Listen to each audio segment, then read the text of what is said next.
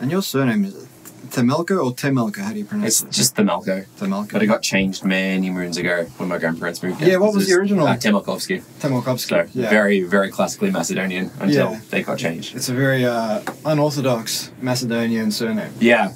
Well, I have a lot of people think I'm Italian, so I'm like, whatever. Hey, why not? Why not? You can be all covert. Yeah, exactly. Just like undercover ethnic. It's great. Yeah. So let's kick right on into it. So I'm here with Chris Themelco, as you probably heard in our preamble to the episode today. And Chris, as you would have heard in the introduction to this episode, singer, songwriter, guitarist, sound engineer, entrepreneur. Have I missed anything? Oh, I don't want to give you a big head straight into the podcast, mate, but... so you obviously run Monolith Studios, you founded the band Orpheus Omega, and we'll get into all of this stuff throughout today's conversation. And I suppose the reason why I wanted to connect with you was to, on this podcast we interview all sorts of personalities, academics, authors, entrepreneurs, comedians. We had Arj Barker on here a couple of years ago, like all sorts of people, but really the through line, I suppose, is unpacking the nature of success or motivation or just doing hard things. And I think there's lessons to be learned regardless of whether or not you're a metal fan or not, in the journey of a musician, particularly in a time when the music industry is fast changing. Anybody with a freaking iPhone can more or less put up music on Spotify, and that creates all sorts of positive and negative dynamics, which no doubt we'll touch on today. But when I reflect on my sort of early days when I reflect on my life and like my early sort of indications that perhaps I was a creative person, like I reflect on being 9 years old and my dad not buying me the basketball magazines I wanted, so I just fucking made my own. I made my own magazines, wrote the articles, created covers and pull out posters and stuff like that. Are there any sort of early memories you've got where you're like, that was an indication that Chris is going to be a super creative guy? I was definitely always a tinkerer kind of kid.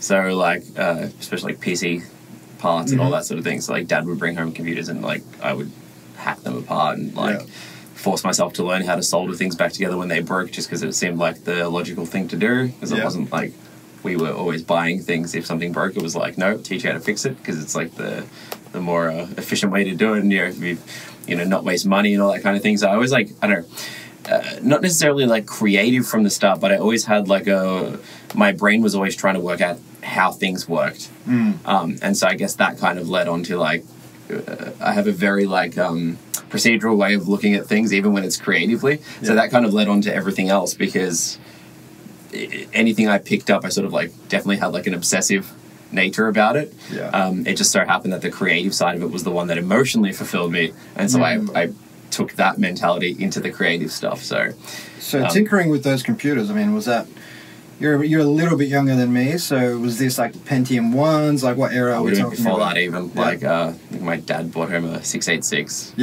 IBM or whatever back in the 90s and stuff, and like he very, very much, and similar sort of mind, like he taught me very early on a lot about just like computer components and stuff, and like because he was definitely the tinkerer type as well, but it stuck with me, I think, or it's like it hit me way quicker as a kid, and just sort of stuck with me the whole time. Like I was that friend who, if someone had something that broke at school, even if it was like a toy, I'm like, oh, let me take it home, I'll try to glue it back together, or like do something with it. So absolutely. Nice. And I grew up on the 486, so that's the little age difference there, growing up on those. But I do recall those 486 computers and pulling them apart and putting them back together, and getting bus cables and all that sort of stuff. Fun times. RAM being kilobytes instead. Yeah, man, it was a different world back then, and now our phones are like 1,000 times more powerful than those computers. More. Speaking of those old school computers, did you have a favorite video game at the time? You know what? It was actually really funny. It was like it was like a 3D chess game. Yeah. It was probably like the hardest thing the PC could run at the time, but it was just like this really low resolution 3D chess game where you choose a character to move, and it's it would like transform and move and like kill the other I think characters, I recall that. and then like it was go like a back. medieval type of. Yeah, it was like the castle would turn into like a thing that looked like the Thing from remember, Fantastic Four and stuff. I literally played that like so much, and then just like I got more into like the Sega Master System was like my first real console. Yeah. So I didn't really play many games on the PC originally, so I was definitely more of a console gamer. Sega Master System, that was like Shinobi and... Yeah, and the one, I don't know if all of them had it, but the version I had Alex Kidd. Yeah, built in. Yeah, like built in. So I still have very fond memories of that. I remember getting to one of the last levels and my mum going to plug the vacuum in but taking out the wrong power adapter and took out the Master System while I was on the last level, and I never went back to it. That's devastating. It's just like, as a kid, that's trauma. That is trauma. I hope you've gotten over the PTSD from that. Oh, it's great. Everything's being re-released these days, so like I ended up buying it off Steam, and there's like a whole HD version because everything has to be remade in HD now. So yeah. I do recall a couple of years ago I got a Nintendo Switch because I was in a Nintendo camp, and I had a Nintendo Entertainment System growing up, and man, just going back and playing like Super Mario Bros. 1. Yeah. It was amazing. Just hit those nostalgic chords, and I got over it after a couple of days. I wasn't sitting there for months on end like I did when I was a kid, but still, it's fun to reconnect with that. So I suppose we've touched on some of your early forays with creativity and tinkering and pulling things apart. And so you grew up in the northern suburbs in Melbourne, Macedonian background. Yep. So I'm the same, except I grew up in the western suburbs of Melbourne, working class area, Macedonian background. And I found that within these ethnic communities, be it Macedonian, Greek, Italian, Croatian in particular, there was always a minority of people who were into heavy metal growing up. The vast majority, and I guess our American listeners will probably relate to this, when you think of, say, your Italian Americans would be into doof, electronic music, sort of that Jersey Shore lifestyle. But there was always an element of people into metal. So with yourself, kind of, metal's always been considered something that if you're a bit anti-authoritarian or a bit of a rebel, it's something you gravitate towards. What was your journey like getting into metal? Because it's different for all of us. Yeah, for sure. Like, I mean, when I think about like what first got me into metal in terms of like, the first few songs and whatever that really made me care was when a mate of mine showed me like Metallica. That was the thing that made me like really click over into like, oh, what? Like, I need to listen to this. Yeah. But it was definitely a lot earlier in terms of like little bits of metal. Everyone, so like my dad's side of the family, my dad and my two uncles, they're all musical in some way, but like never really did band stuff or anything like that. Like dad plays guitar, one of my uncles plays guitar, and the other one's a massive metalhead, and they're all into different stuff. So like I was listening to like Midnight Oil and NXS and stuff like that when I was younger because of dad, whereas one of my uncles is into a lot of like adult-oriented rock, like Harum Scarum, stuff like that. Yeah. And then the other one is like Dokken, Dream Theater and all that. Nice. But I just didn't really get it when I was younger. So I was just always like listening to more like, again, the light rock, Aussie rock stuff, and then mum was like disco nerd, so like all that kind of thing. So really for me, when I got into metal, it was more in like high school, and like I had that very typical thing of I was definitely the smart kid in primary school, took that into high school because that's what you do. Like I got a scholarship when I went to, it's the high school scholarship. Thought I was like, this is, awesome, I'm just, like doing my bit and, trying my best and this is paying off and whatever, and realized very quickly in high school that kind of thing will just get you picked on. So I had a very weird formative few years in high school where it was like, okay, I thought this is what you're meant to be doing, but apparently I'm getting picked on for doing this and all that. So I was definitely like an outcast for a while, until really sinking into just music. Like that was the thing that I did with a few mates. So you went from one kind of outcast to a totally different kind of exactly. outcast. I feel like the other kind of outcast definitely gives you a sense of like confidence within your group though. Yeah. And I mean that's kind of the thing with the metal scene for the most part is it's inclusive to a degree where it's just like, give us your outcasts kind of thing. And then when I did get exposed to more of the metal stuff through the friendship groups, it was definitely like, this is what I want to listen to. Like, this is self-empowering music. It's not as and again, it's not to pick on pop music or anything, because like I do like a lot of pop music, but the message tends to be a lot more generic. It's a little bit more, you know, tapered to audiences that can just pick it up and not overthink it. Whereas a lot of the metal stuff I was listening to felt deeper. It was a lot more introspective type lyrics and all that. And that really is what sold me, you know, like good riffs, fast, aggressive music with like these almost super important deep lyrics, especially for the bands that I was listening to at the time. So that's what got me into it, and you know, nothing's changed. Yeah, awesome, man. And I think that's something that perhaps people have a lot of misconceptions about when it comes to metal. They think it's depressing, it's for people who want to kill themselves, that sort of stuff. But if you actually go back and listen to like I don't know, Pantera or Domination or something like that, like to me that band's music has always been very empowering, and it's been about facing the world head on and you know, pulling yourself up by your bootstraps. And even like Hatebreed, which isn't necessarily metal, it's more hardcore, but man, if there's one band that really gets me going in the gym, it's Hatebreed. It's really just about let's go, let's 100%. Do this, you know. So I love that. And being that sort of having tasted two sides of the Outcast coin there, do you find that has perhaps coloured your worldview in some way? Because I found being a metalhead growing up as a kid, like I was that kid, like waist length hair in you know, year 7, black t-shirts, ripped jeans. That was just me every single day.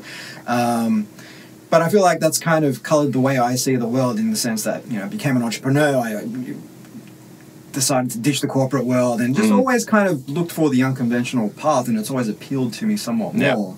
I mean, how's that played out in your life? Yeah, fairly similar. And I don't know how. I think a lot of that's, you know, people talk about like you are a product of your environment and all that, which I agree, because the more you get exposed to, the more there's things to pick from and whatnot. But I feel like when you're in your formative years, the personality that you form tends to still direct a lot of your decisions, or at least what you start seeking. So having an inquisitive mind and being, I guess, that little bit outcasty, but still, I guess, you know, being a student who did well in school for the most part, I didn't want to go down the normal route. Like I tried to. I went to uni and did computer science because like I love computers and that was something I wanted to do, software engineering.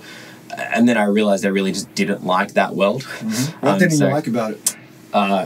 So I did a lot of back-end design for web design and so PHP back-end stuff and CMS stuff, and I enjoyed the work enough, but I just felt like it was like pretty rinse and repeat, especially in the web design world. Like it's that part of the industry is pretty homogenized. Like it's and there's a lot of offshore companies doing it, so like trying to compete as an Australian company was like just not fun. Felt like a commodity. And so again, going back to that creative thing, I was just like, I'm not flexing anything here. Like work wise it's great because it was good work, but I was just like, this is just clock in, clock out. Really didn't feel like there was anything to it. And that's where the band stuff continued for me, and recording our music in demo form and all that sort of thing was just like a fun passion that I enjoyed, like really, you know, tweaking guitar tones, spending like 2 hours getting the right mic position and stuff, even just for like our demos and like early EPs and stuff. It was just a outlet for that creative side, and the more I did it, the more I was like, I just want to do this every day. So it was a pretty quick turnaround from, I guess, being in a IT based, you know, IT industry, software design, and enjoying it, but realizing that like it wasn't fulfilling. And so that kind of again crept back into that side where I'm like, well, if I'm doing other stuff I enjoy outside of work, why can't I do something that I enjoy for work? How did you find, because a lot of people listening to this, perhaps they're in corporate jobs that maybe they don't love as much as they did when they first started, but the idea of jumping out, starting their own thing can be very scary, and also there's this idea of the sunk cost fallacy where you've gone to uni, you got your degrees, you spent X number of years climbing the ladder, and now you're like just going to throw it all away to do something that may or may not pay the bills, and the first couple of years are going to be really tough. How did you navigate those sort of murky waters? So I think not everyone has to start their own business, right? I think that's something I like, as time's gone on, you just meet enough people that, like, you know, the gamut is just huge, right? Everyone goes all the way from, I just want to do a 9 to 5 and not think about it, to I need control of everything, right? Which is like, I'm definitely more on that side. But even if if you enjoy your job, but you find something's not quite right, then it's like, what do you have in your power to change there? I think that's an important one as well. It's not just, do I need to jump out of this and do my own thing? It's like, well, sometimes are you in an environment that cultivates your creativity and growth where you can maybe have some impact on that place? I have a lot of friends now who've worked in jobs, say like 8-9 years, who have a bit more control at their workplace because, you know, they've had the experience, they're a bit more respected now over time. And so they're like, well, what's the change I want to see here? What's the thing that was missing? Maybe I can inject that so that when people come in, they now have that as well. So I think if you enjoy the job you have, it doesn't mean you have to jump into the whole owning your own business thing or just starting on your own. It's not binary. There are no, and it's again that fulfillment path and that learning path. So from that end, I think if you can change things within the realm you're in and that's what you need, I would say always try to do that first, because there's no reason to just jump ship if you're like, but I'm enjoying a lot of this. It's just there's things that I haven't quite got. On the flip side, if you're like, it's just, this is not for me, which is what I did. I went through different jobs while I was doing this as well. Just sort of hit a point where I was like, okay, I want this to be the thing I do every day. And the complexity of that was just, how do I make it financially viable? Which was having a number of part-time jobs until it sustained itself enough where... And the thing is, when you're doing that part-time work just so you can pay the bills and build your own thing up, it takes time. It's like that whole Metallica comment about the like bologna on hand thing. Like I definitely lived off macaroni and cheese for quite a while and like meagering. Not the healthiest thing to do, but in your 20s you could probably get away with it a bit more. And it went from that to when it was snowballing enough, having enough clients and realizing that if I ditch the part-time work, that's slightly terrifying because you're like, well, there goes my safety net. But you kind of have to jump in with both feet after a certain point. Like there has to be that tipping point because it'll never reach that critical mass if you've always got one foot in something else. So there is a amount of risk that you need to take, but that's with everything. So, the mentality was like, all right, well, if I fail, what? I just go get another job. It's not as terrifying when you realize that if you don't do this one thing, there's a bazillion other things you can do. But if you're passionate about it, 9 times out of 10, you'll force yourself to make it work. So I think you made a number of profound points there, and going back to the whole, it's not binary. You don't need to become an entrepreneur. Perhaps you're just lacking in fulfillment in your current role because you haven't got enough creative outlets. Perhaps that's something you can negotiate more of into your role. Maybe you just don't like your boss. Maybe you need to request a transfer into another team or something of that nature, as opposed to just saying, well, it's either or. And I think that sort of mindset, that binary mindset, I think people apply to so many things in life. It's like either this or that, but no, I think it was Tony Robbins who said something along the lines of, if you find yourself choosing between option A and option B, you're going about it wrong because there's probably 50 other options you're not considering. Even within the alphabet, you've just missed 24 other letters or whatever it is. So there's a lot of times when people will just think, well, if it's not this, it's this, and then maybe try 2 of those things and feel like, well, there's no place for me because I've done that and I didn't like it and I did that. And it's like, that's just 2 things. The binary way of... I'm glad as I've got older, I've gotten less binary about my thinking instead of more, because sometimes that will happen as well. So I think it's always that like constant learning thing, right? You always have to be learning something. You were talking about like the sunk cost fallacy, which is, it is silly because like I went to uni and although I'm not doing that profession, I learned a lot during my time in uni that I've just made sure I've taken all those little things and applied them to what I'm doing now, like working in a group, doing project-based stuff for like a whole semester and all that kind of thing. Even just time management. When you go from high school to uni, there's no one watching over you. It's just like, if you fail, doesn't bother me, you're paying the bills sort of thing. So it's like, okay, I need to learn habits that are going to help me, keep on track with all this stuff, which applies when you run your own business or even, just day-to-day life. Yeah, it's so transferable. I mean, you look at... Actually had Andrew Ross on the podcast. Now, he founded Urban Surf, the big surf park in Tullamarine. And prior to that, he was actually working in finance. He was working with big gas and oil companies for like 15 years or so. He was an investment banker. And one thing I asked him was, do you think you could have done what you've done with Urban Surf without that experience? And he was like, absolutely not. Because there are so many transferable skills that perhaps people don't credit enough with the success they get in other fields. Like I started a business, but that was after spending almost a decade working in management consulting for big brands, and communication skills, understanding how big corporates work, how to sell, like all that sort of stuff is transferable. But on the plan B stuff, it's funny you say that because people like Mick Wall, legendary author of various books on Led Zeppelin, Black Sabbath, you name it, talks about bands like Def Leppard, for example. And all these bands that came from nothing, say in the Midlands or yeah, basically Birmingham, where it was either you make it as a rock star or spend your life working in a sheet metal factory, right? And he said, like, these guys had no plan B, and that's why they succeeded. So in your case, you had those part-time jobs for a little while, but then at some point you're like, well, I've got to go all in on music if I want to, hit that critical mass, as you put it. So what was that point for you, like, that gave you the confidence to go all in? I think it was like, because you don't really know what that number is, right? It's arbitrary because it's different for everyone, and and again, it comes down to like lifestyle and costs and all that sort of thing. Yeah. For me, I've always tried to keep my overheads down. I don't really live frivolously in any real way.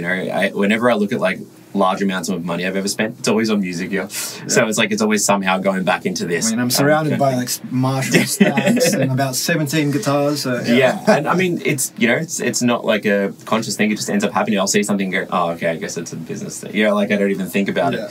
But a lot of it is just down to, I looked at what my baseline costs were and went, okay, the part-time job pays for that. Yeah. And then at some point I was like, if I do the jump now, I've saved up enough where I've got a bit of a buffer, which is, I think, important, just to give yourself a bit of confidence and just a calm mind, to not just jump into it to a degree where it's like utterly devastating if it doesn't work. I think it's good to be thoughtful of that side of it. So for me, it was like, okay, cool.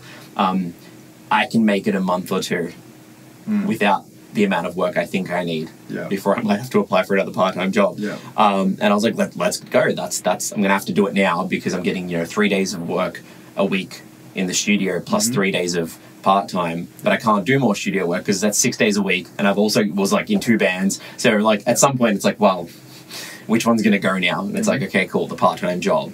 And as soon as I ditched that, it was like, hey, I've got these extra dates now, and they started getting booked in. I'd done enough projects here and there that the word of mouth was starting to get around, and I was pretty intense on the marketing, not really like social media marketing. It was more just going to gigs, talking to bands, not being scared to, hit bands up and just be like, hey, are you looking to record, and all that sort of thing. And it was at that point where knowing that it had to be work almost forced me to be more intense with the marketing side, because I was like, well, no one's marketing for me. It's not like at another job where someone else is doing that. So I had to really just jump in and go, if I'm not marketing myself, who is? And that was terrifying and fun because the control was mine at that point. And it was like, well, if I fail, it's on my own hands. Absolutely. And I like what you said there about the marketing. I mean, I guess we'd call that guerrilla marketing in a way, where you're just going out and talking to people, and perhaps it's something that a lot of people in this age of social media and SEO and whatnot don't think about enough. It can be so valuable because you're doing something not other people aren't necessarily doing. I guess I'll ask as well, because I always think of it this way. If you see an ad on Facebook for whatever, you most likely scroll past it or go, okay, and think about it like maybe later. But if someone that you know is close to you goes, hey man, you should really use this thing, you're going to listen. Absolutely. You're going to check it out at the very least, because word of mouth is still the best form of marketing in terms of smaller businesses, because you want someone to tell you, I went to this cafe, it's really good, I think you'll like it. You're probably going to go check it out. If you see their ad come up, it means nothing. That you don't know anything about it. It's an ad. There's millions of them. So I didn't put any real money into any kind of advertising, because I was like, I'm meant to be the billboard. Going out to gigs, talking to people, that first-hand sort of marketing is... I mean, I still do that. I very rarely ever do any marketing, and it's only because I've had other people who work with me now who I do some sort of peripheral work with. Whenever I put an ad up, it's just to be like, oh, hey, I've got these other people, so now we have more time. But otherwise, it's always down to word of mouth and talking with people, because I just find that is just a much better way to do it, at least for me. And I guess when you scale that up today, I mean, we look at, and I'm not a fan of the word influencer, but influencer marketing, like we see brands, instead of putting out their own content, just partnering with influencers to market on their behalf, and because people have trust in these influencers, they're more likely to buy said products, and that is becoming such a big industry. I think last year, like that creator economy, the influencer-led brand economy was worth about $200 billion, and it's only going to get bigger. And I think we'll see influencers becoming their own brands as well as that changes. But you mentioned you went from 3 days to 6 days. You started working on different projects, and you over time you worked on more and more and more, and you developed a reputation. And I've got some of the bands you've worked with here, like in Melis's Wake, Harlot, You got some glam rock bands like Atomic Riot, who I'm a fan of, Dangerous Curves, Eye of the Enemy. Basically a good mix of bands. Like you've got thrash in here, you've got death metal, you've got glam, hard rock and whatnot. So I guess by doing that as well, you're not only appealing to, say, one substrata of the metal community, you're like across the board. Well, it goes back to like when we were talking about what I grew up with musically. I listen to everything. You know, obviously in my teens I was a bit more like, I listen to metal, man, you know. And then I sort of realized like, oh, like metal's my favorite genre, obviously. But I listen to everything. And that has helped shape my ability as a producer to work with different bands. And the more bands I work with, I can take the little things I like from, say, a glam band, right? There might be like cool chord movements or something. And when I'm working with a death metal band who might be technical but don't really have a hook or something, I can apply that knowledge from something that's all the way from like glam rock and go, hey, you know, you can do that crazy riff, but maybe do it with these chord movements. And then even if you're not a guitarist or, you know, the kind of person who's listening to those things, it'll still be catchy. So I think if you just work on one thing too much, it can get a bit stale and you kind of just don't broaden your sound too much. So that's, and I get bored easy. So that's another, you know, like there's definitely ADHD brain in there, but like I try to keep it varied as possible because I want to be constantly motivated and I want to be challenged by the bands I work with. So I think if you do too much of one thing, it still gets stale. Even if you do what you love, doing too much of one thing can just get a bit rinse and repeat. It sounds like there's a bit of a pattern emerging here. So earlier we were talking about, you know, the lessons you learn in one industry you can apply in another. Now we're talking about the lessons you learn producing one form of music you can apply to another, and that gives you a sense of, I suppose, range. I mean, that's a term that David Epstein, an author, uses. So he basically he tried to debunk Malcolm Gladwell's 10,000 hour rule, where you just focus on one thing. And his idea was, well, if you look at people like Roger Federer, he grew up playing soccer and tennis and so many different sports. And Roger himself credits his ability as a tennis player to playing all these different sports and learning lessons from all of them and combining that and seeing the game of tennis in a way that perhaps kids who grew up playing nothing but tennis don't. Yeah. I think the point you made earlier about like working in the industry that you did before doing your own thing helps inform stuff that you're doing now. If you just jumped into doing the entrepreneur stuff without that real knowledge, it's going to be a very different outcome, or at least your approach is going to be very different. Because like you said, it's like just playing metal and not having any other skill set in terms of like as an instrumentalist, as a musician. You're only going to be able to write one way. And all my favorite metal bands, at least the ones who I think are the more cream of the crop of the genres they're in, or the subgenres, don't just listen to metal. Like these dudes grew up on like 80s rock or whatever, or you know, whatever it might be, disco, pop. And they've all, even though you can't quite tell, the reason their music is as unique as it is because everyone's taken all those things that aren't metal and distilled it down into their version of metal.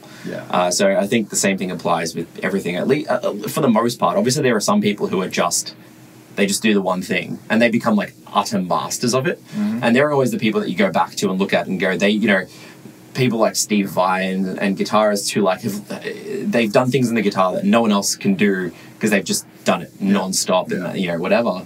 And then there are other people who I would say maybe are more expressive or creative, but that's because they've brought things into it that aren't from that one discipline.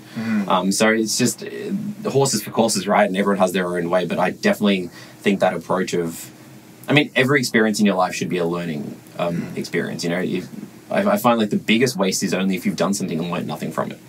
So it doesn't matter what it is. Even if you fail, I mean, it's always an opportunity to learn and get better at something. But what you touched on there as well, I think, you know, creativity, innovation is really just connecting dots between disparate fields. And like Steve Jobs will channel a great man, said you can't connect the dots looking forward, you can only connect them looking backwards. And that's why it's important to try lots of different things. You know, try things you suck at. You know, approach things with the beginner's mind, because even if you fail, you're going to learn things that perhaps you can apply to something that you eventually do succeed at. And speaking of succeeding, you've started your band Orpheus, now Orpheus Omega, back in what, 2012? When we started? 2008. 2008. Wow. It's been a while. So you were what, like late teens at the time? 19. 19 at the time, and you've since released 5 albums. 2 EPs and 4 albums. 4 albums. 2 EPs. 2 EPs. Like that, yeah, fantastic. So you've supported like all sorts of bands, Trivium, At the Gates, Children of Bodom, who we were talking about earlier, rest in peace, Alexi Leho. And you've carved out a niche in this space that, I guess we'll call it melodic death metal. Yeah. Is that fair? Would love for you to just enlighten our audience as to sort of the, suppose the origin story of Orpheus Omega, how it all started, how it all came together. Well, speaking of uni and sunken costs, our original guitarist Joao and I became mates at uni, and it was funny because we literally became mates through a mutual friend. And as I sort of said hi and started chatting to him, it was literally in the middle of a discussion about different thrash bands and having him and his partner at the time arguing which was the best one. Yeah. So it was just that perfect segue into this is going to be fine. This friendship will work. And just during first year of uni, again, still not having that study regiment locked in. I definitely skipped a few classes in first year, but you got to work it out. Of course. And in that time, we would literally sometimes, because it was in Bundoora at Latrobe, we'd sometimes come here when we'd have free periods and just play guitar. And eventually, Joao was just showing me more of the 90s melodeath stuff that I kind of missed out on. I was more of a power metal and thrash kid, especially being a northern suburbs ethnic kid. Yeah. Power metal's pretty much just Hammerfall and Blind Guardian, all the things, and even a lot of the Aussie bands like your Black Majesty, and High Fear, and stuff like that. Pegasus, I remember exactly. back in the day. So that was more my thing. And when Joao showed me more of At the Gates, Dark Tranquility, stuff like that, I was just what is this? Yeah, because it was, to me, it felt like an amalgamation of all the stuff I liked. There was thrashy riffs, there was super melodic parts, there was some clean poppy vocals sometimes, and I was like, what is this? I remember the first time I heard In Flames, and for our audience's benefit, those who aren't metalheads, which is perhaps most of them, we're talking about melodic death metal, so still melody and clean guitar parts and whatnot, but you've got that raspy vocals over the top of it. And the first time I heard In Flames, I think it was the Jester's Race or something, and I was like, wow, it was so groundbreaking. I remember my mum's comment when she first heard the Orpheus stuff was, I really love the music, but why do you need to yell? And my parents were born here, but they're very much brought up in a more traditional Macedonian family. Yeah. And so they were really split on we're so proud of our kids doing music together, because my brother's been in the band since day one, but also why are you playing the devil's music? So it was kind of funny in that regard. But once that started, it was always my main thing. I was in a band before that with some close mates from high school, which was fun, more thrashy, bit more Trivium, Metallica-y kind of thing. Yeah. But Orpheus just kind of opened up the creative doors for us, which was just so much fun. And obviously it's continued to now, and it's really grown into its own thing. Just again, over time, learning more, playing with more bands, just soaking up, all that information, and just I always find, a good thing is when we write music, I always find that we write our best music after we've toured pretty heavily, because we get to play with a bunch of bands who are peers of ours, whether they're domestic or abroad. Yeah. And you just soak up so much of what's going on the tour that it influences your writing. And I find that to be a thing that I notice in the bands I like as well. When they come off a really big tour, they tend to write better material. And that's just, at least for me, something I've noticed is because they all tend to get that bug again. They've all worked together and hung out with different people. So they've just kind of, imparted little bits of these other people they've been around onto themselves. And you might not notice it, but you really do when you actually get into that process. And you're like, oh. I think our audience can probably relate to that to some degree, whereby many of them are, say, entrepreneurs and whatnot.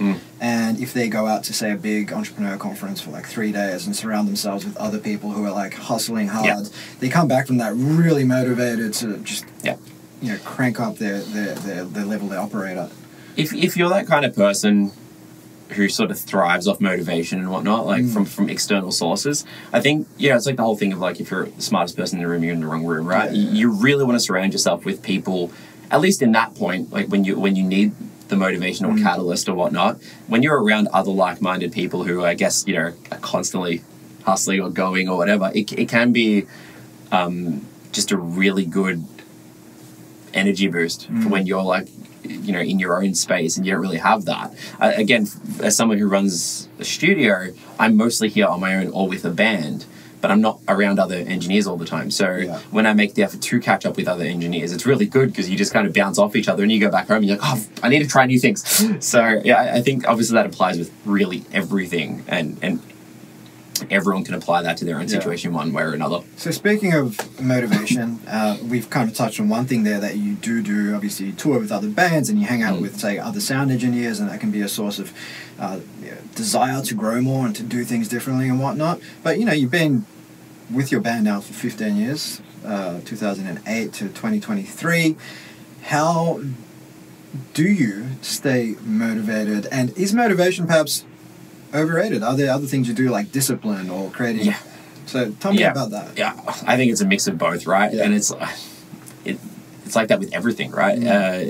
If you don't have some kind of iterative layout in how you do things, you kind of start losing focus. Especially once things aren't going your way. Exactly. And the whole thing that I've sort of like fallen into a lot more over the last few years is the trust in the process. Yeah. Sometimes you're not in a good mood and you aren't feeling creative, but there's a process to follow, and if you just do that, it'll kind of click after a bit again. You're like, oh, that's right, and band prac is like that.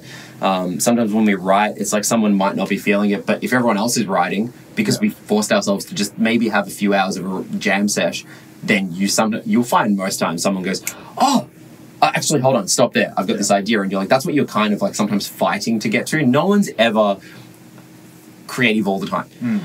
I think if I have any gripes, and you're talking about the influencer thing and all that, it's this like unrealistic expectation that these people are just like fucking on it all the time. Yeah. They're not. No one is. Everyone's putting their best foot forward on social media, and sometimes it's why I do like sharing when things don't work out, because it's like, hey, just so you know, like this happens. Yeah. Or, oh, your band's doing so well, and I'm like, you missed 100 things that failed behind the scenes, like you announce a tour, but there's been like 5 tours that got cancelled before that. Yeah. So I think that's something to bear in mind as well, is like it's not always sunshine and rainbows in anything, whether it's work, creativity, whatever it might be. But sometimes you do just need to trust that process, and sometimes like autopilot it, not in a bad way, but in a way where you can just do what's required without being super invested, especially if it's, if you're something's going on and you're just not there. It's like, that's fine, but there's a process in place, so you don't even have to. It's like, oh, I don't feel up for whatever. It's like, okay, well, you don't have to be.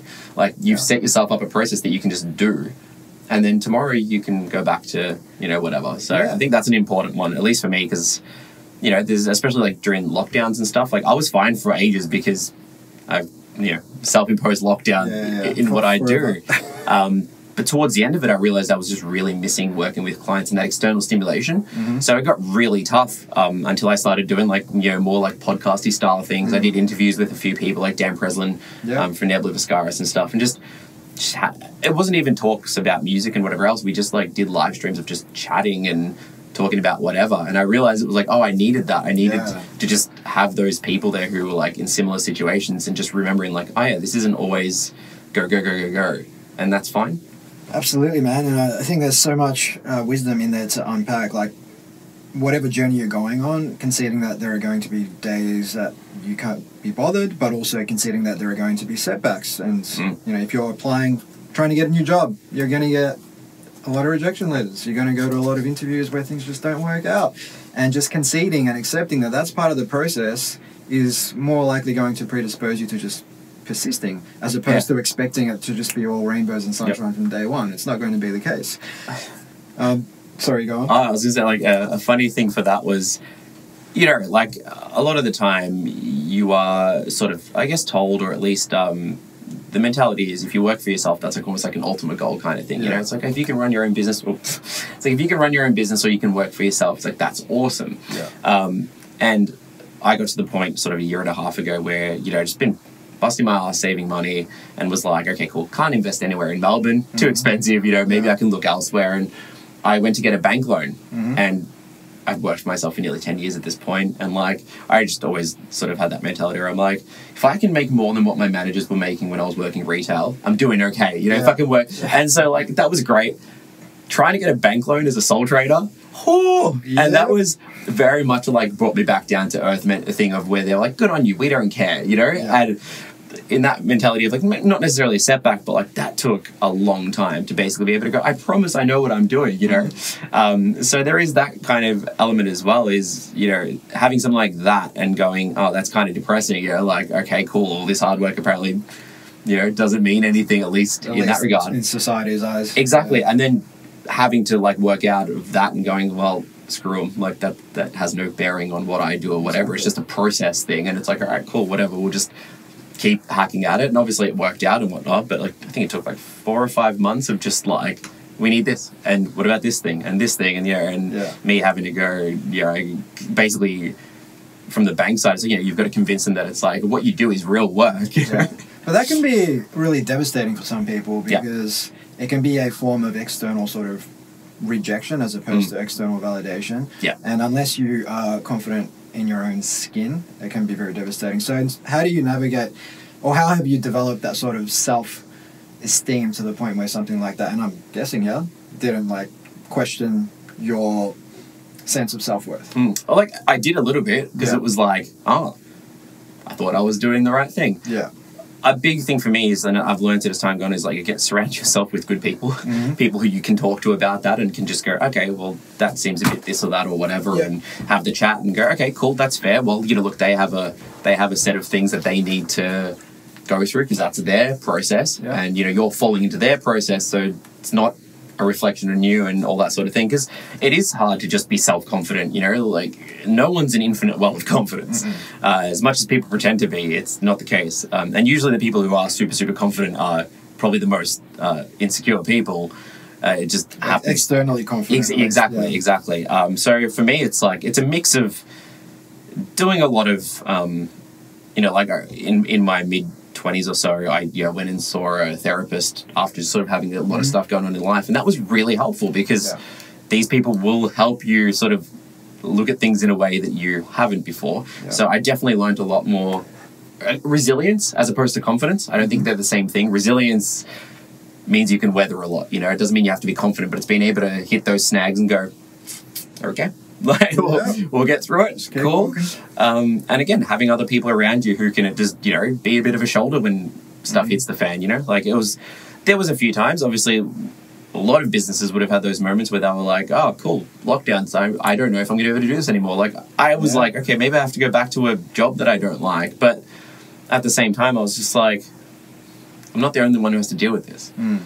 So why would I stop now when there's so many people in this situation? Like, why is this different? We're all dealing with this sort of, utterly crap situation. So it's like, all right, I've got to put that out of mind. Otherwise, if everyone has that same mentality, the world stops spinning, so to speak. So it's just realizing that, like, the world doesn't stop. If if you're breathing and thinking, anything's possible. Absolutely. Kind of thing. And just reminding myself that, like, very few things are catastrophic. I think we tend to catastrophize a lot of things these days, because again, a lot of social media and all that leads you to believe things should be going great all the time. It's like, they don't. I think my favorite quote in that regard was, like, of all things, the Deadpool movie with Ryan Reynolds, where he makes the point where he's like, and obviously it's an oversimplification, but he's like, life's like a crappy TV show with a lot of and the ad breaks are the good times in between. And it's like, you sometimes have to approach it that way, because it's not all sunshine and rainbows with little crappy bits. It's like, a lot of it's quite difficult, at least in the sense of you have to do a lot to be successful or whatever else, but don't kid yourself into thinking that that's like all the time. Absolutely. And I like that analogy, but also applied to the idea that we can't be operating at 11 all the time. Like, you've got to have your ad breaks. Like, I like to see life and business and creative pursuits is kind of like an NBA season, where you have your off-season, pre-season, regular season, playoffs, finals, and the intensity with which you approach these 5 different levels is going to be fundamentally different. Otherwise, you're going to burn out. And have you ever felt that sort of creative burnout in your line of work? Yeah, absolutely. I've had, I'd say, two definitive points that I can remember where it happened. It was like when I was a couple of years into this, and there's just a lot of external stuff going on as well. And sometimes when things are going on external to say work goals or creative things, you tend to look at the creative things and go, that must be what's wrong. It's like a mental trick. But I definitely had a time when I sort of was like, okay, I don't want to do any of this anymore, like band work, all of it. And sort of realized I was just doing too much at all times and expecting so much more, while my brain was also trying to figure out a whole bunch of personal stuff that was going on at the time.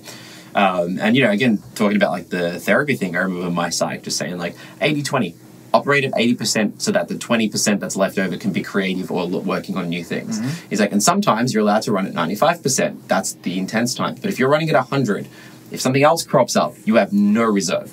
So even at 95%, you've still got 5%, you're like, all right, it's just, things are pretty intense at the moment, but okay, whatever.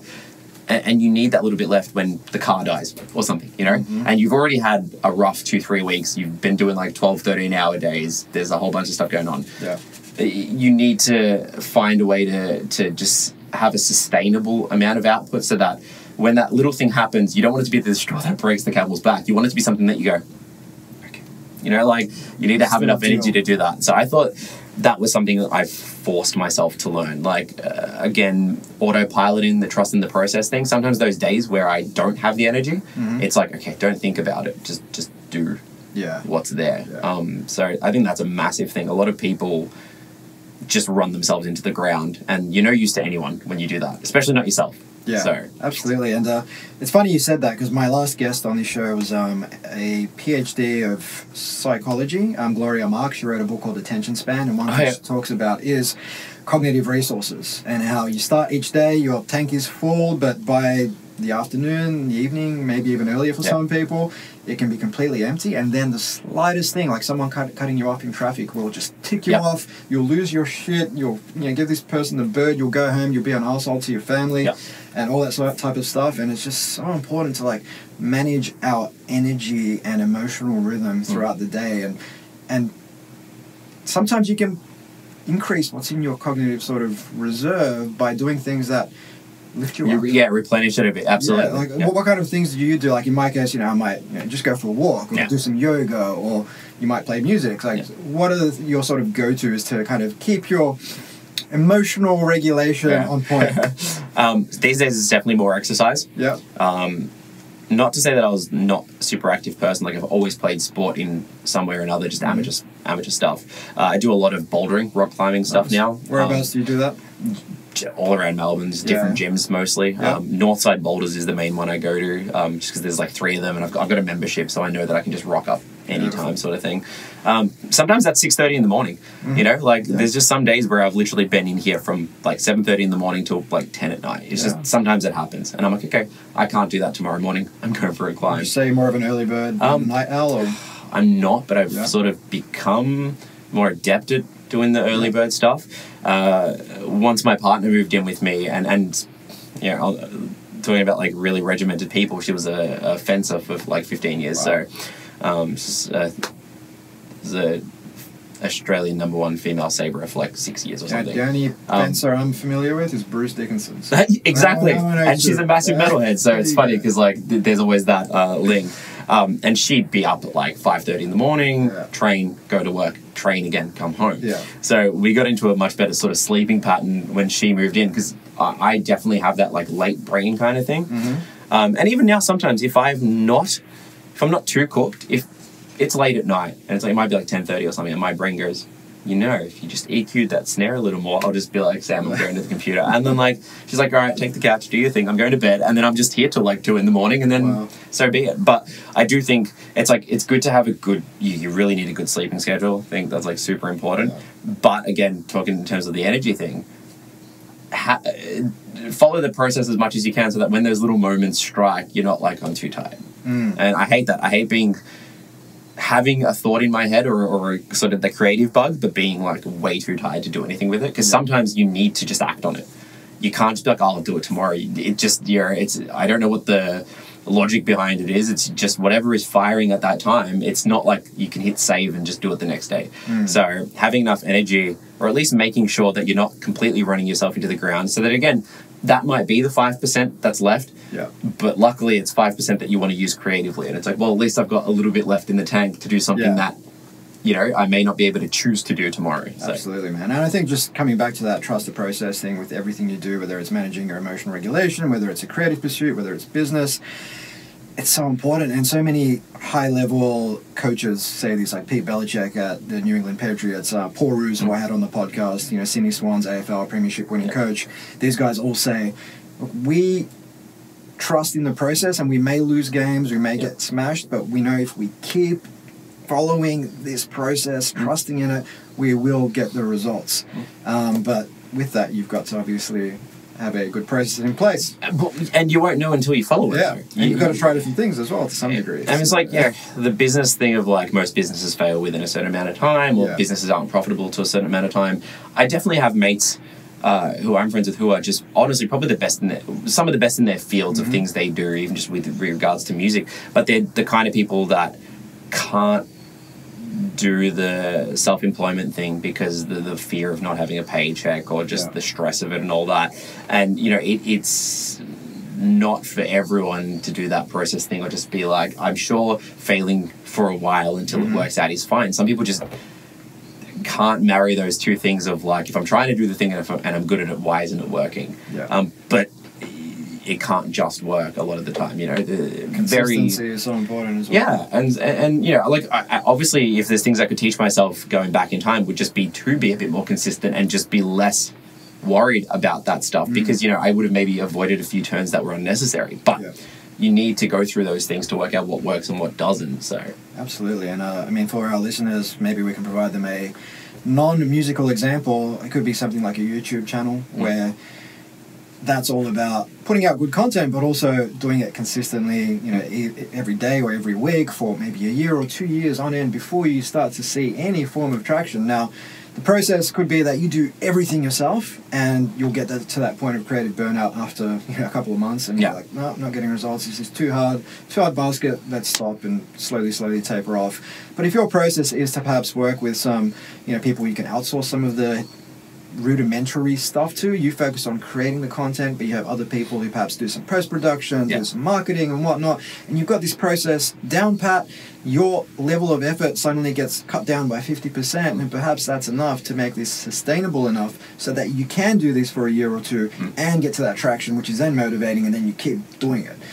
So process is so powerful. It's just like getting it down to an efficiency curve where the energy that is left, like you said, is to be creative. So like if you're getting your energy levels down to like 50% use because you're outsourcing certain things and you're just following your own rule book almost, then you're saving that energy to do the fun part. Or like to have enough energy to do the creative bit. That's really, really important. Absolutely, man. So I'd love to change gears. I don't want to take up too much more of your time, but given, you know, this podcast is listened, a lot of entrepreneurs listen to it, people that are interested in various industries, would love to double click on, you know, the state of the music industry today. And perhaps we'll still get into some of the deeper sort of self-improvement, psychological stuff by way of exploring this field. I feel that's inevitable.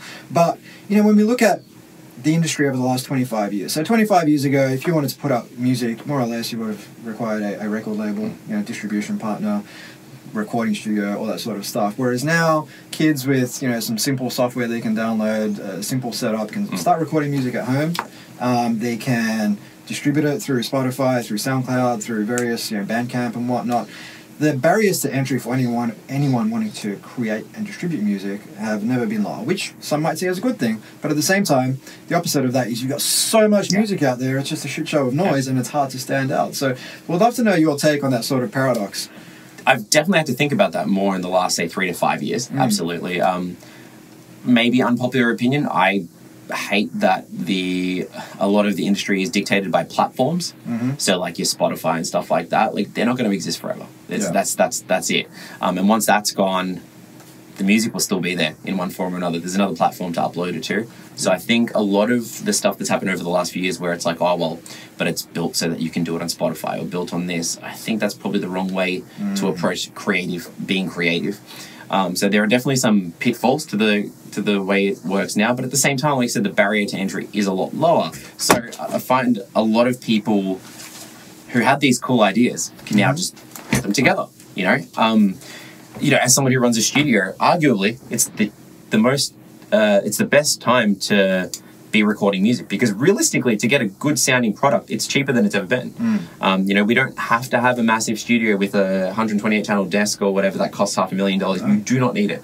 Don't get me wrong, it's nice to have, and there are records that sound great on them, but it's not a necessity anymore. You don't need to do that. You know, and just, I've worked with enough bands. I've been lucky to work with bands on some bigger labels and stuff, and I still work out of a bedroom, so to speak. So I think that side of it's really great.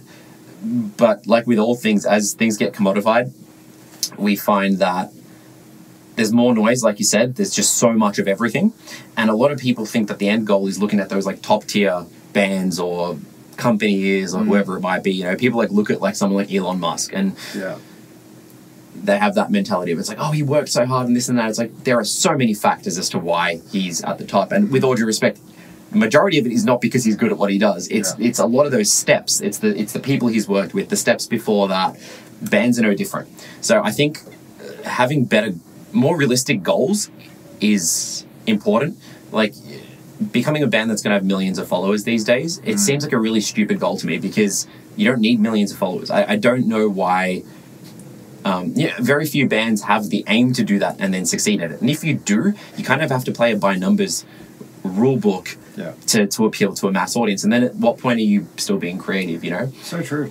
So I always like talk to my bands and just saying, you have to write what you want to write, but think about it in the sense of, you are your own fan. How do you appeal to your own audience? And creating a dedicated audience to me is way more important. Like, even with Orpheus, like if we just go by Facebook numbers, we have like 11,000 followers, but the amount of people that we have in terms of interaction and people who buy merch and come to the shows is a really high percentage. So we've, you know, the band's been self-sustaining for like 8 years now because of a dedicated fan base who come back and buy the merch, who, you know, slowly grows over time. And to me, that's a much better goal, because like we have people who really, really love our music, and it's more important to me to see those people happy than to be like, oh, I wish I had 100,000 followers or whatever. It's like, it's just a vanity metric. Exactly. So, you know, if someone said to me, it's like, oh, you could have 1 million followers now, but not a single one of them would be, I guess, super engaged, as you say 100 of our highest engaged fans, and I would say no, because it's like, then it's, well, it becomes a money-making exercise, and that's great if that's all you want, but I would lose the reason I do this. Are you familiar with the concept of 1,000 true fans? So Kevin Kelly has a massive influence just in general. I mean, for those who aren't familiar with it, basically Kevin Kelly, who founded Wired Magazine, came up with this idea of 1,000 true fans, and he basically said, to your point, if you have 1,000 fans who buy your merch, come out to your gigs, maybe spend $100 or $200 a year on your music, that's a couple $100,000 right there. And if you're a sole trader, for example, or an individual doing your own thing, that's a pretty good salary, and you can build from there, as opposed to trying to be this person with 1 million followers and playing arenas and stuff like that. And I mean, don't get me wrong, everyone wants to play arenas.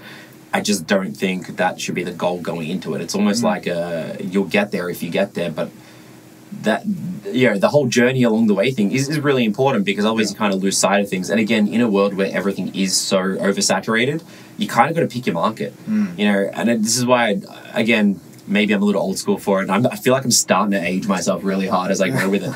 But when people post their like Spotify numbers at the end of the year, I never do it, because I'm just like, what the fuck does that mean? Like, you know, oh, so many people listened. It's like, well, you made no money from it, and how many of those people were just listening to you in a playlist that just happened to exist? You know, like the ones that make me happy is when it gets to the end of the year and someone's like, oh, you know, I was listening to this Orpheus album, it turns out that was the one I listened to the most this year. And I'm like, that one person who listened to my album the most out of all the other albums they listened to is the one I care about. Like, that's more important to me, because they've obviously latched onto it and it's meant something to them. Oh, man. So I can totally relate. Like, with my second last book, Employed Entrepreneur, like, I've had people reach out who said, man, your book changed my life. It gave me the courage to quit my job. I started my own business, and it's doing okay. I'm not, you know, eating ramen noodles every day. I'm actually doing quite well, and it's changed their lives, and they're so much happier. And when I see that, I'm like, wow. And even if it's like 5 people, even if it's one person a year that emails me with that, it made writing the book worthwhile. 100%.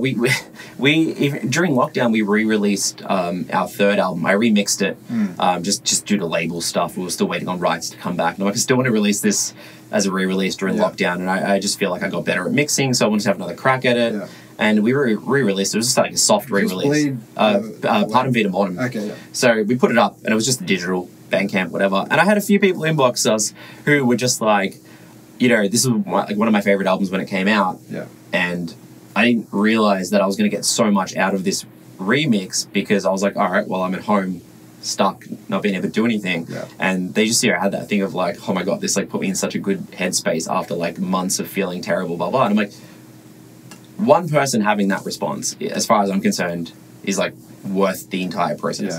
Yeah. So again, depends what your goals are, but I think in a weird way, we're almost moving back to like this old school thing when it comes to small businesses where it's not about trying to grow as big as you can. It's about really getting a caring audience, so to speak, or a caring client-based customer base and all that sort of thing.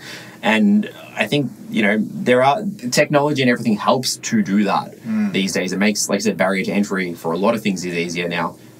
But I think, you know, maybe not looking at these like Fortune 500 sort of companies and going, I want to do that. It's like, think about how many businesses exist and how many have failed in that time for just one of those companies to exist. 600,000 businesses a year incorporated in the United States alone. Exactly. So and how many of those last? Yeah, if you look at the numbers just population-wise. So I think these days a lot more people are just starting to find their niche a bit more and going, oh, I can have an influence or some positive impact in a smaller area and make a living off it. And, you know, maybe employ some people or do whatever it might be.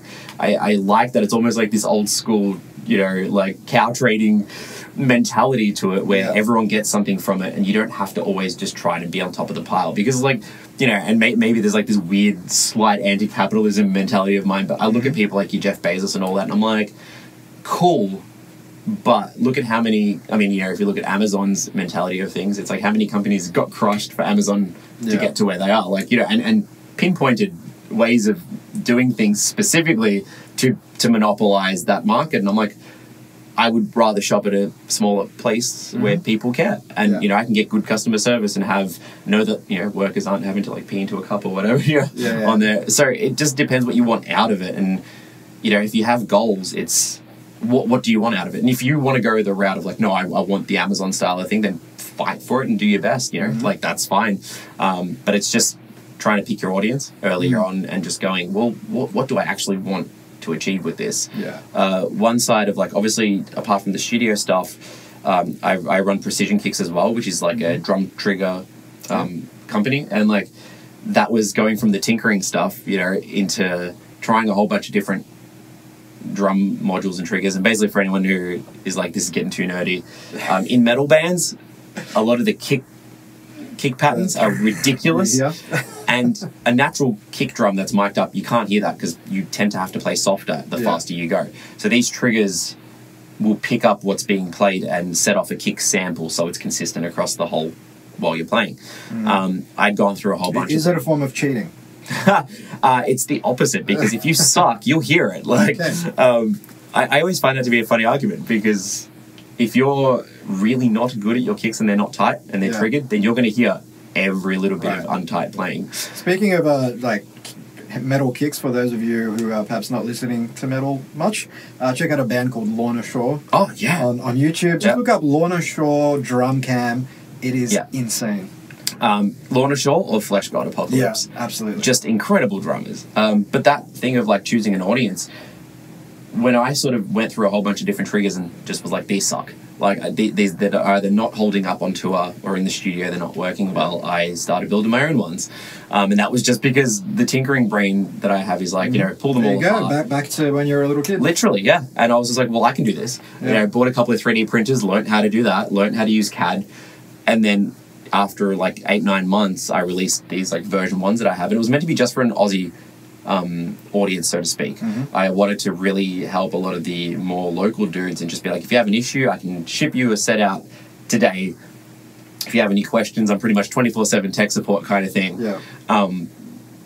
And that's grown because people in the US, even some bigger drummers, have like managed to come across them and then have like shared them and all that sort of thing. So even though that's kind of growing, the goal was just, can I do something that's sustainable enough monetarily that it's not taking time out of my day in terms of like what I would be doing with Monolith, but being able to solve a problem that exists. I'm like currently working on a version 2, which has taken like a year and a half of R&D versus the first. You know, the first ones are always like you have to work out what the faults are. You know, and so now I'm working on these version 2s because I'm still like they're not perfect. Yeah, but like I think what you've touched on there kind of pulls together all these different threads we've been kind of touching on today, and the fact that you have built yourself a network of bands already means that when you do go off into a tangential space like precision kicks and drum triggers, you've already got this audience and they already trust you. You've got this reputation, and it makes being successful at that so much easier. Obviously, there's technical challenges that you need to navigate, but in terms of the commercial side, you've got this asset that you've developed over the last 10 years that is at your disposal. Well, you don't realize that, like, and it's not like necessarily intentional, but obviously, yeah, because I've worked with so many bands, you have this almost inbuilt potential customer base. Yeah. And I found that to be a lot more prevalent these days in terms of musicians, or full-time musicians, we'll say, which doesn't mean playing your instrument full-time. It just means making a living off the music industry, right? Yeah. You have a lot of these, like, Misha from Periphery, incredible guitarist, you know, fairly large band, but a lot of his money seems to come from all the guitar pedals that his name's attached to and things that have been built and plugins. Nolly, the old bass player from Periphery, he's a recording engineer, but he releases a lot of plugins and stuff. Ola England, who's the current drummer of The Haunted. I used to talk to him back on the forum days on the Andy Sneap forum, which was like a production forum where we all learned how to mic amps and be like, I got this sick tone, and all these dudes moved on. Josh Heafy from Trivium, like, makes so much money off dude, Heafy just streaming. Twitch streams. Yeah. He's like one of the biggest Twitch streamers, right? And so you talk about like the influencer thing. It's not always like intentional to begin with, but these dudes, like Ola England started his own guitar company, Solo Guitars, after years of being effectively a YouTuber. Yeah. And his guitars, I've had them come through the studio. They're super solid. They're just, you know, mass-produced, solid guitars, and he cares about what he does. And because people trust him, his customer base was like I said, already installed. The first day of pre-orders, he sold out. So it's that kind of thing where I think a lot more people are moving to that direction of like building a fan base, and it has to be organic for the most part. Like, don't get me wrong, just because you see someone's personality on YouTube doesn't mean that's what they're like. But a lot of people's personality comes out in that, and over time, if you start going, hey, I tend to think along the same lines as you, or you tend to care about stuff that I care about, then that trust is like subconsciously installed. And I've bought stuff from one of the YouTubers I follow is Linus Tech Tips. It's a lot of like computer based stuff, just because that's also something I care about. And sometimes they'll talk about certain products, whether it's advertised or not, that they really like or they use in their company, and I'm like, that seems like a good thing that I can use, and I've bought stuff specifically, and 9 times out of 10 they're things that I'm still using. And I'm glad that I've followed someone enough to go, okay, well, let's try this because you seem to care about X thing pretty intensely. I'm looking for X thing. I don't know a lot about it.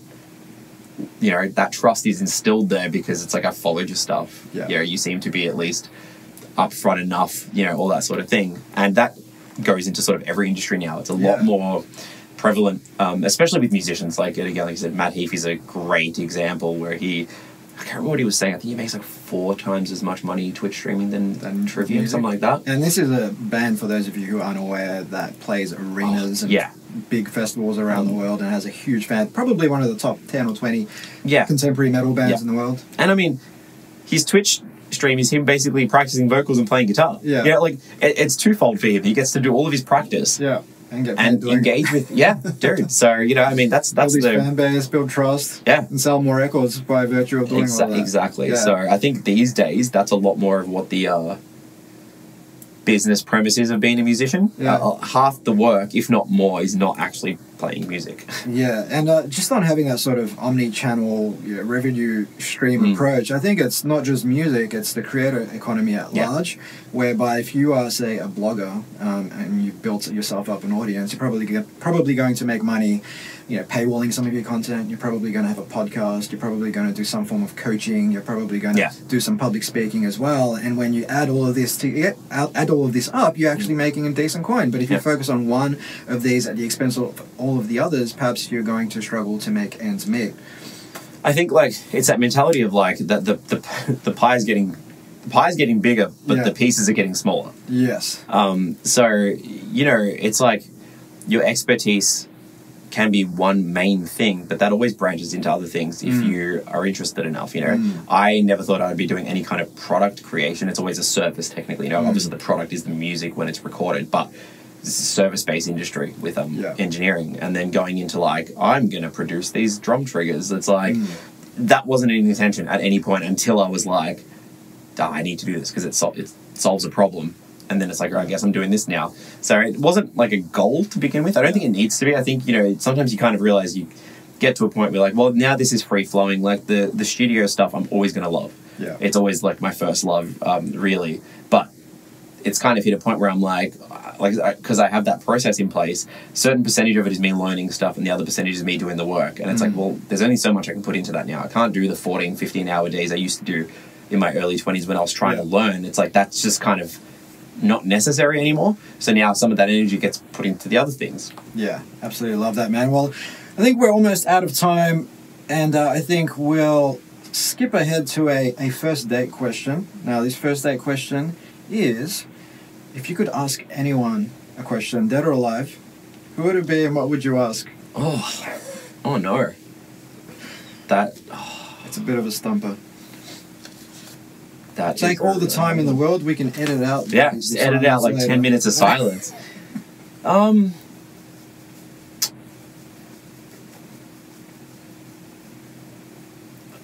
man. So I feel like I'm the kind of person who never has a single question I want to ask people. I always have the mentality of like, I want to know more about their thought process. So it's never really like a question. It's always like someone like Steve Jobs, probably not my number one choice, but someone that I would love to sit with and go, how do you make decisions when you know that there are going to be people who are upset or disagree or whatnot? How do you get to the thought process of going, this is the right one? This is the decision that's going to work, despite the fact that, you know, Apple as a company, there's definitely a lot of things they do that people disagree with. But at the end of the day, they're still killing it and it's working. So it's like, how do you work out that those decisions are the ones that you will commit to? Yeah. That's an interesting one, because for me, it's a thought process thing. It's a lot of the why and not the what. You know, outcomes are always based around so many what's in the background, why's in the background. Yeah. So it's a good point as well. And I think you know, you touched on Amazon earlier, and Jeff Bezos actually, he publishes these annual shareholder letters. Yeah. And for anyone that hasn't read them, definitely go back and read them, because there's so much like business and critical thinking and decision-making wisdom in them. But one thing he does say in his early shareholder letters, I think it was 1997, he differentiates between type 1 and type 2 decisions. Type 1 being big, hairy, expensive, irreversible decision. Yeah. When you're making those decisions, make them slowly, bring smart people in the room, use data. Surround yourself. Yeah, but he says most decisions aren't type 1 decisions. Most decisions are type 2 decisions, which are small, reversible, inexpensive, and if you make a mistake or fail, you're probably going to learn something. And most large organizations treat every decision like type 1, very slow-moving, bureaucratic. But he says at Amazon, they try to empower people to make type 2 decisions, because even if they're wrong, they're going to learn. And the faster they make these decisions, the faster they learn, the faster they figure out what works. Yeah. So to your point about how do you decide which path to take, perhaps sometimes it's not about over deliberating that point, but just trying things and throwing stuff. Trial and error still is a tried and true method. Yeah. So absolutely. Yeah, with everything.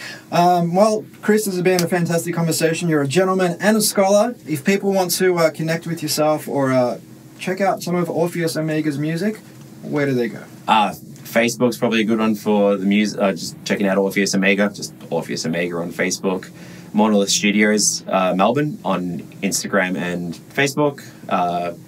That'd be the main ones to check me out on. I do most of my posting through those because I'm too lazy to do all of them. Your secret Instagram profile with 3 million followers? Oh, man. The bonds don't pay me enough for those underwear pictures, that's for sure. Love it. Well, thanks, Chris. Thank you so much for having me. Cheers, mate.